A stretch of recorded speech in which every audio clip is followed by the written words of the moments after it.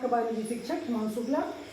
आज आपको बायोलॉजी का इंट्रोडक्शन पढ़ाने चल रहा हूँ। इसके पहले वीडियो में आपको पढ़ाया गया था कि बायोलॉजी में मैंने इतना आपको बताया था कि जो प्लांट होते हैं भाई, ये दो प्रकार के, एक क्रिप्टोगैम्स और एक होता है फिनरोगैम्स।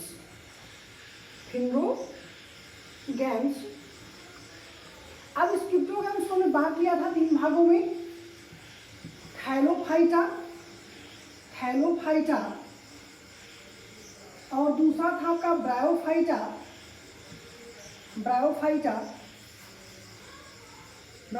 और तीसरा था आपका टेरिडोफाइटा।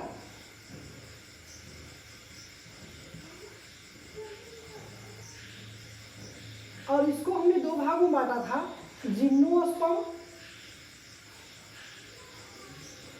और एंजियोस्पर्म।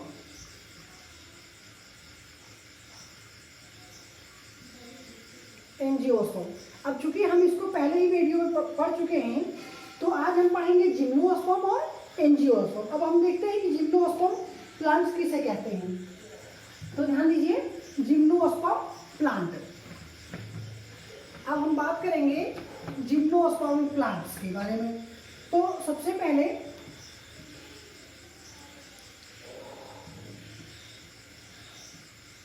जिम्नोस्पर्म प्लांट्स या जिम्नोस्पर्म शब्द 2 शब्दों से मिलकर बना है। जैसे जिम्नो या जिम्नो मीन्स होता है इस नेक्ड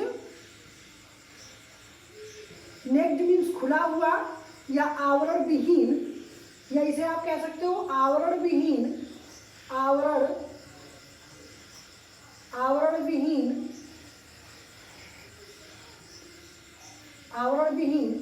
और स्पर्म मीन्स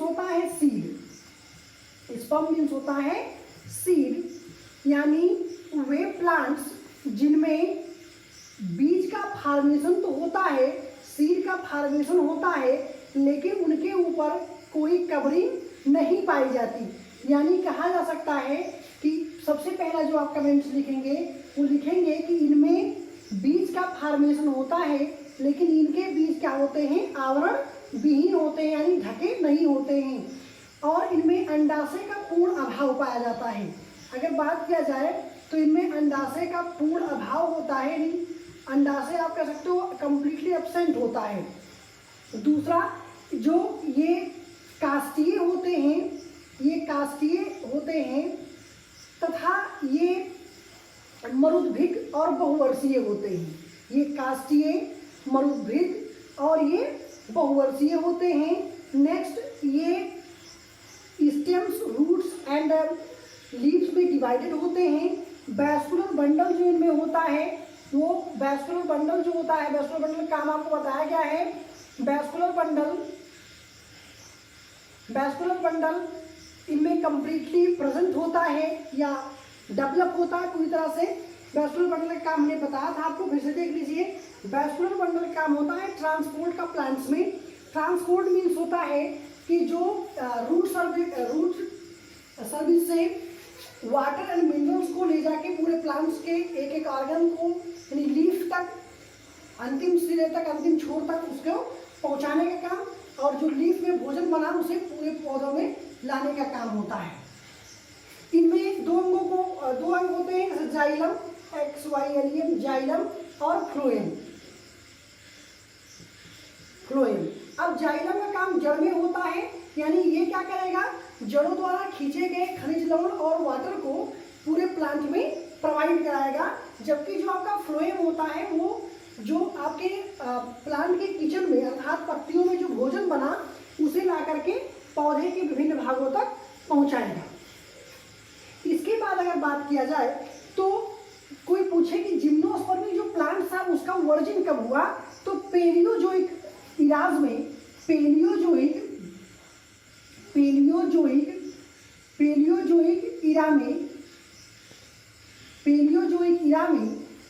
जिम्नोस्पर्मी प्लांटों का वर्जिन हुआ, यानी उत्पन्न हुए या जन्म इनका हुआ। इसके बाद अगर बात कहा जाए तो ये इनमें जो अगला कमेंट आप लिखेंगे, ये होते हैं इनमें ये बहुभ्रूणता दिखाते हैं। इनका विशेष कैरेक्टर होता है कि ये बहुभ्रूणता की हैबिट शो करते हैं। बहुभ्रूणता की बात आई तो आप जान लीजिए बहुभ्रूणता की खोज एंटोनी वान ल्यूवेनहाक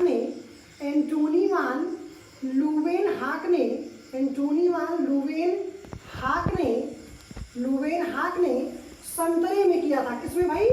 संतरे में एंटोनी वान ल्यूवेनहाक ने बहुभ्रूणता की खोज की। जो बहुभ्रूणता जिम्नोस्पर्मिक प्लांटों का एक विशेष कैरेक्टर होता है। नेक्स्ट आप इसमें लिखेंगे कि जो जिम्नोस्पर्मिक प्लांट होते हैं वो अल्टरनेशन ऑफ जनरेशन शो करते हैं, यानी पीढ़ी एकांतर शो करते हैं। इतना मैंने आपको इसमें बताया। फिर से देख लीजिए, ध्यान दीजिए। तो जिम्नोस्पर्म के बारे में कहा जाता है कि जिम्नोस्पर्मिक प्लांट का मतलब है कि जिम्मा मीन्स नेक्ट यानी खुले हुए, स्पर्म माने सीड, वे पौधे जिनमें सीड का तो फॉर्मेशन होता है, बट क्या है कि इनमें आवरण, उनके ऊपर आवरण नहीं होता है, कवरिंग नहीं होती है। यानी कह सकते हैं कि पूरी तरह से जो अंडाशय होता है वो एब्सेंट होता है। इसके बाद अगर बात किया जाए तो ये काष्ठीय होते हैं, बहुवर्षीय होते हैं और बहुभ्रूणता को प्रदर्शित करते हैं। इनका जो विशेष कैरेक्टर होता है बहुभ्रूणता को प्रदर्शित करते हैं। बहुभ्रूणता शब्द आया तो मैंने कहा कि बता दें आपको कि बहुभ्रूणता की खोज एंटोनी वान ल्यूवेनहाक ने संतरे में किया था। इसके बाद अगर कोई पूछे कि जिम्नोस्पर्मिक जो प्लांट्स हैं इनका वर्जिन कब हुआ, तो जिम्नोस्पर्मिक जो प्लांट है इनका वर्जिन पेलियोजोइक इराज में हुआ। पेलियोजोइक इराज में इनका जन्म हुआ। इसके बाद आप नेक्स्ट देखेंगे तो नेक्स्ट मैं आपको बताऊं एंजियोस्पर्मिक प्लांट्स। अब एंजियोस्पर्मिक प्लांट्स बताने से पहले मैं आपको एक बता दूं, जीके क्वेश्चन पूछा जाता है कि सबसे जो छोटा जिम्नोस्पर्मिक प्लांट है वो कौन सा है। सबसे छोटा जिम्नोस्पर्मिक प्लांट्स कौन सा है और सबसे बड़ा। तो सबसे जो छोटा है, सबसे छोटा प्लांट जो इसमें आता है वो आता है जेमिया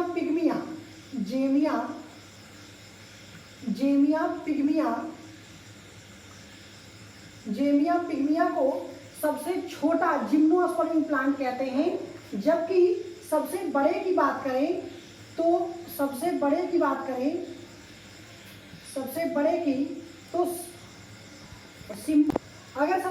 बात करें तो सिकोया सिम्परवाइरेंस।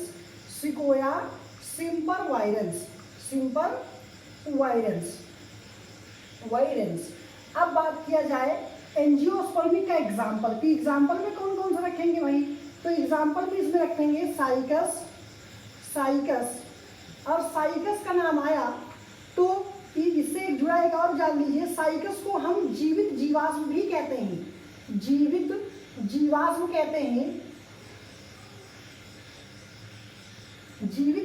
कहते हैं। तो साइकस आता है इसमें आपका, पाइनस आता है आपका, इसके बाद आपका आता है इफेड्रा आता है आपका, ये सब इसके अंतर्गत पौधे आते हैं।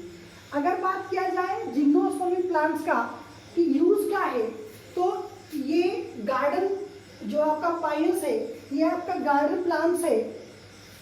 ये सबके सब मेडिसिनल प्लांट होते हैं। जैसे साइकस से आपका जो साबूदाने का दाना होता है इसकी छाल से निकाला जाता है।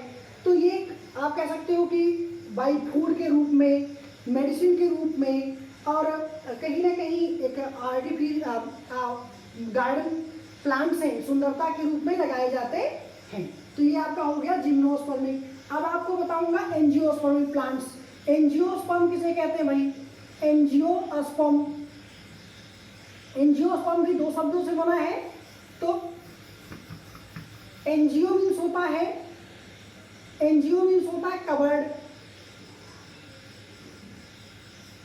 कवर्ड और स्पर्म मीन्स होता है सीड। यानी ये बंद है और ये बीज, यानी वे पौधे जिनमें बीज पाया जाता है और ढका हुआ होता है, यानी कवरिंग विथ कवर होता है, तो ऐसे प्लांट्स को हम कहते हैं angiospermic plants. Angiospermic plants next अगर कहा जाए तो इसमें अंडाशय पूर्ण विकसित होता है, इनमें अंडाशय पूर्ण विकसित होता है, सीड का फॉर्मेशन होता है, विथ कवर होता है। इसके बाद अगर इसको बात किया जाए, एंजियोस्पर्मिक प्लांट्स को हम बीज पत्रियों के आधार पर दो भागों में बांट लेते हैं। एक को कहते हैं आप एक बीज पत्री और दूसरे को आप कहते हैं द्विबीज पत्री।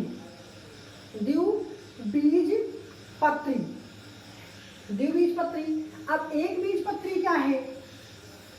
वे सभी पौधे जिनके बीज में केवल एक ही पत्रक हो, अर्थात एक ही, उनको बीज से दो बराबर भागों में, दो डालों में ना फाड़ा जा सके, तो उन्हें कहते हैं एक बीज पत्री। जैसे इसमें आपका आता है धान, आपका आता है, तो ये सभी जैसे, और द्विबीज पत्री में इसमें सभी दलहनी फसलें आती हैं आपकी। तो कहेंगे क्या कि जिनकी दो फलियां पाई जाती हैं उन्हें द्विबीज पत्री या डाइकोटाइलडोनस कहते हैं। तो इस प्रकार आपका ये एंजियोस्पर्मिक हो गया। अब आपको हम बताएंगे, चूंकि ये पूरी बॉटनी हो गई, अब बॉटनी का क्लासिफिकेशन तो हो गया। अब इसके बाद आपको क्लासिफिकेशन पढ़ाना है जूलॉजी का, जूलॉजी या एनिमल जिसे आप कहते हैं, एनिमल का। तो देखिए एनिमल, अब इसके बाद जूलॉजी का क्लासिफिकेशन हम नेक्स्ट वीडियो में पढ़ेंगे। अब आपको नेक्स्ट वीडियो में पढ़ाएंगे जूलॉजी का क्लासिफिकेशन।